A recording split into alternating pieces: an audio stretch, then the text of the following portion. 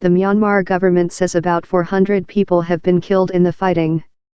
Hasina, who is due to address the annual gathering of world leaders at the United Nations General Assembly on Thursday, said Trump's stance on refugees was clear, so it was not worth asking him for help with the Rohingya Muslim refugees.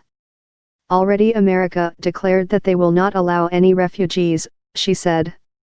What I can expect from them, and especially, the president. He already declared his mind, so why I should ask? Bangladesh is not a rich country, but if we can feed 160 million people, another 500 or 700,000 people, we can do it.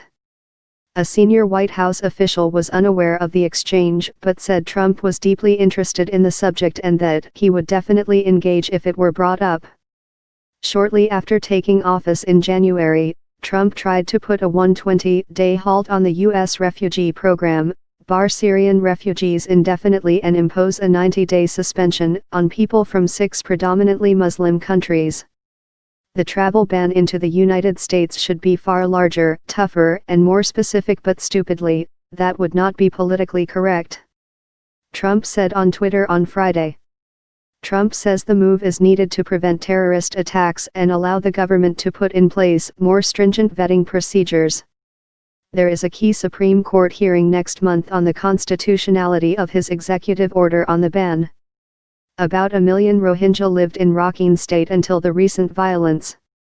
Most face travel restrictions and are denied citizenship in a country where many Buddhists regard them as illegal immigrants from Bangladesh.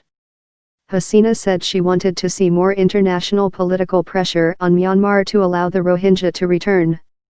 Myanmar leader Aung San Suu Kyi should agree that these people belong to her country and that Myanmar is their country. They should take them back, she said. These people are suffering.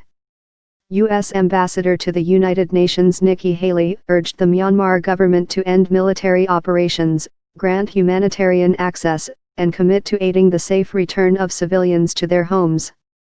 People are still at risk of being attacked or killed, humanitarian aid is not reaching the people who need it, and innocent civilians are still fleeing across the border to Bangladesh, Haley said after Britain hosted a meeting on the crisis in New York on Monday. A U.S. Deputy Assistant Secretary of State, Patrick Murphy, is due in Myanmar this week.